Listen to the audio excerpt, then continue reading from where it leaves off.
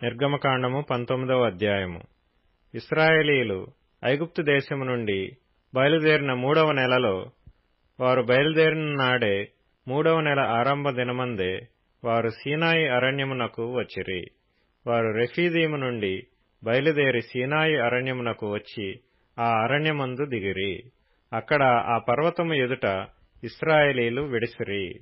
మోషే దేవుని యొద్దకు ఎక్కి పోవగా యెహోవా ఆ పర్వతము నుండి అతని పిలిపించి, నీవు యాకోబు కుటుంబీకులతో ముచ్చటించి ఇశ్రాయేలీయులకు తెలుపవలసినదేమనగా, నేను ఐగుప్తీయులకు ఏమి చేసితినో మిమ్మును గద్ద రెక్కల మీద మోసి నా యొద్దకు మిమ్ము నెట్లు చేర్చుకొంటినో మీరు చూచితిరి. కాగా మీరు నా మాట శ్రద్ధగా విని నా నిబంధనననుసరించి నడిచిన ఎడల మీరు సమస్త దేశ జనులలో నాకు స్వకీయ సంపాద్యమగుదురు. సమస్త భూమియు నాదే గదా. మీరు నాకు యాజక రూపమైన రాజ్యముగాను పరిశుద్ధమైన జనముగాను ఉందురని చెప్పుము.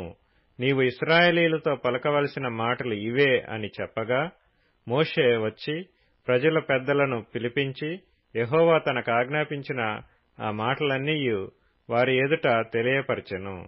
అందుకు ప్రజలందరూ యెహోవా చెప్పినదంతయు చేసెదమని ఏకముగా ఉత్తరమిచ్చిరి. అప్పుడు మోషే తిరిగి వెళ్లి ప్రజల మాటలను యెహోవాకు తెలియచేసెను. యెహోవా మోషేతో ఇట్లనెను, ఇదిగో, నేను నీతో మాట్లాడినప్పుడు ప్రజలు విని నిరంతరము నీయందు నమ్మకముంచున్నట్లు నేను కారు మబ్బులలో నీ యొద్దకు వచ్చెదనని చెప్పెను. మోషే ప్రజల మాటలను యెహోవాతో చెప్పగా, యెహోవా మోషేతో, నీవు ప్రజల యొద్దకు వెళ్లి నేడును రేపును వారిని పరిశుద్ధపరచుము. వారు తమ బట్టలు ఉదుకుకొని 3వ నాటికి సిద్ధముగా నుండవలెను. 3వ నాడు యెహోవా ప్రజలందరి కన్నుల ఎదుట సీనాయి పర్వతం మీదికి దిగివచ్చును. నీవు చుట్టూ ప్రజలకు మేరను ఏర్పరిచి, మీరు ఈ పర్వతము ఎక్కవద్దు, దాని అంచును ముట్టవద్దు, భద్రము సుమి, ఈ పర్వతము ముట్టు ప్రతివానికి మరణశిక్ష తప్పక విధింపబడవలెను. ఎవడునూ చేతితో దాన్ని ముట్టకూడదు. ముట్టినవాడు రాళ్లతో కొట్టబడవలెను, లేక పొడవబడవలెను. మనుష్యుడుగాని మృగముగాని బ్రతకకూడదు. బూరధ్వని చేయునప్పుడు వారు పర్వతము యొద్దకు రావలెననెను. అప్పుడు మోషే పర్వతం మీద నుండి ప్రజల యొద్దకు దిగి వచ్చి ప్రజలను పరిశుద్ధపరచగా వారు తమ బట్టలను ఉదుకుకొనిరి. అప్పుడతడు 3వ నాటికి సిద్ధముగా నుండుడి, ఏ పురుషుడు స్త్రీని చేరకూడదని చెప్పెను. 3వ నాడు ఉదయమైనప్పుడు ఆ పర్వతం మీద ఉరుములు మెరుపులు సౌంద్రమేఘము బూర యొక్క మహాధ్వనియు కలుగగా పాళెములోని ప్రజలందరూ వణికిరి. దేవునిని ఎదుర్కొనుటకు మోషే పాళెములో నుండి ప్రజలను అవతలకు రప్పింపగా వారు పర్వతము దిగువను నిలిచిరి. యెహోవా అగ్నితో సీనాయి పర్వతం మీదికి దిగి వచ్చినందున అదంతయు ధూమమయమై యుండెను. దాని ధూమము కొలిమి ధూమము వలె లేచెను.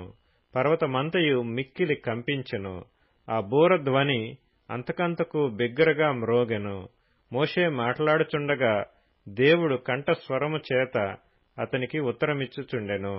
యెహోవా సీనాయి పర్వతం మీదికి, అనగా ఆ పర్వత శిఖరం మీదికి దిగివచ్చెను. యెహోవా పర్వత శిఖరం మీదికి రమ్మని మోషేను పిలువగా మోషే ఎక్కిపోయెను. అప్పుడు యెహోవా ప్రజలు చూచుటకు యెహోవా యొద్దకు హద్దుమీరి వచ్చి వారిలో అనేకులు నశింపకుండునట్లు నీవు దిగిపోయి వారికి ఖండితముగా ఆజ్ఞాపించుము.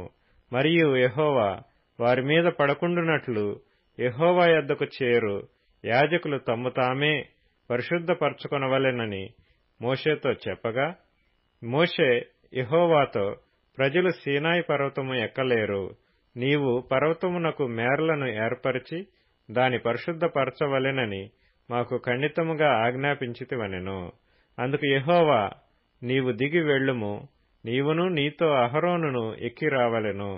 అయితే యెహోవా వారి మీద పడకుండునట్లు యాజకులను ప్రజలను ఆయన యొద్దకు వచ్చుటకు మేరను మీరకూడదు. ఆయన వారి మీద పడునేమో అని అతనితో చెప్పగా మోషే ప్రజల యొద్దకు వెళ్లి ఆ మాట వారితో చెప్పెను.